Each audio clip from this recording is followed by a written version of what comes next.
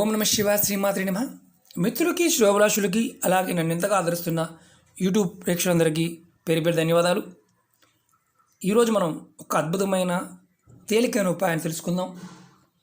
ఈ ఉపాయం దేనికోసం అంటే అధిక ధనం సంపాదించడానికి మనం ఈ ఉపాయం చేస్తున్నాం. ఈ ఉపాయానికి కావాల్సిన తులసి ఆకులు, కాస్త బియ్యం కావాలి, అలాగే కుంకుమ పువ్వు కావాలి, ఒక ఎర్రటి క్లాత్ కావాలి. మనం ధనం సంపాదిస్తూ ఉంటాం, అంటే ఏదో ఒక రకంగా ధనం సంపాదిస్తూ ఉంటాం. ఎంత సంపాదించినా ఒక్కొక్కసారి డబ్బులు మిగలటం లేదు అనేది మనందరూ చూస్తూ ఉంటాం. సంపాదించిన దానికంటే ఖర్చు ఎక్కువ పెడుతూ ఉంటాం.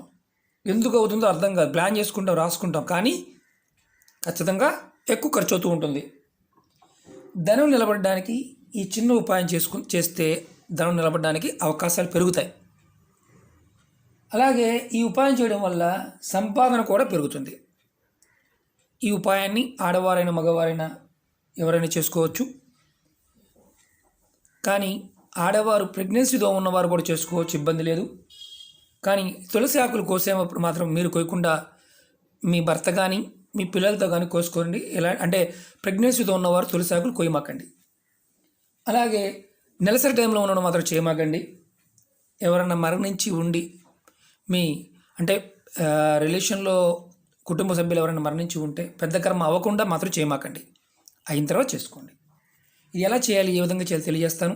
అలాగే అనేక రకాలైన సమస్యల మీద వీడియోలు చేయడం జరిగింది. నా వీడియోస్లోకి వెళ్ళండి, నా ఛానల్లో ఉన్న వీడియోస్లోకి వెళ్ళండి. మీరు ఆచరించగలిగే ఉపాయాన్ని ప్రయత్నం చేయండి. మనస్ఫూర్తిగా మీరు ప్రయత్నం చేస్తే ఆ పరాదేవత మీకు ఖచ్చితంగా ఫలితాన్ని ఇస్తుంది. కొంతమందికి అనుమానాలు ఉంటాయి. అనుమానాలు ఉన్నవారు ఎవరో కూడా ఈ ఉపాయాల జోలికి వెళ్ళమాకండి, చేయమాకండి.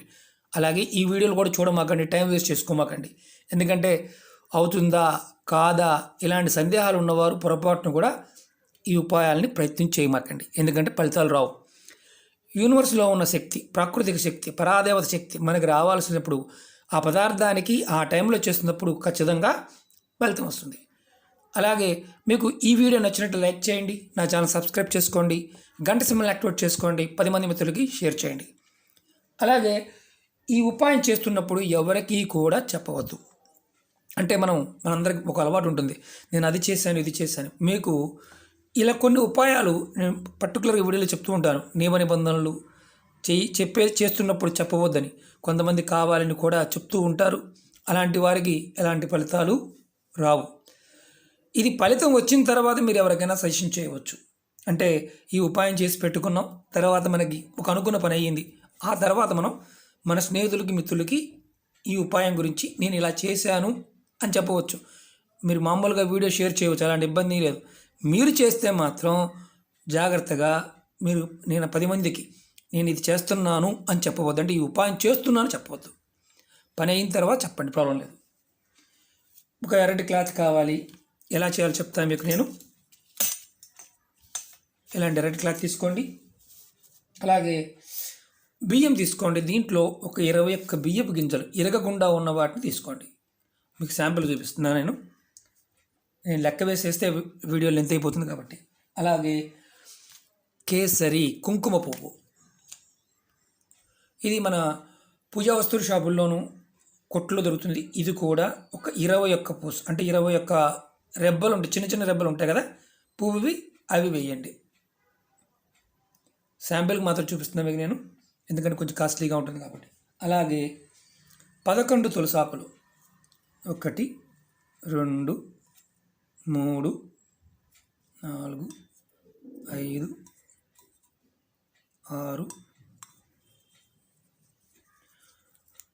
6 7 8 9 10 11 తులసాకులు. ఈ ఉపాయానికి కావాల్సినవి, చేసే విధానం కూడా ఇలాగే ఉంటుంది, ఇలాగే వేసుకోవాలి. ఈ ఉపాయాన్ని ఎప్పుడు చేయాలంటే గురువారం కానీ ఆదివారం అడిగని చేయాలి. గురువారం కానీ ఆదివారం అడిగని చేయాలి.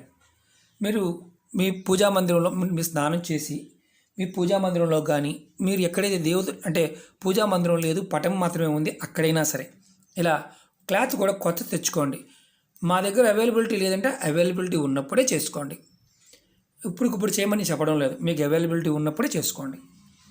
మీ పూజా మందిరంలో లేదా పూజ ఎక్కడైతే చేస్తారో అక్కడ పటం ముందు కానీ మీరు ఈ ఉపాయం చేసుకోండి.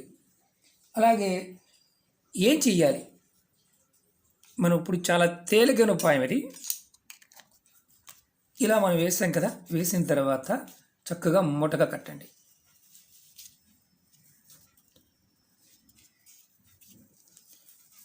చిన్న క్లాత్ సరిపోతుంది, పెద్ద క్లాత్ అవసరం లేదు.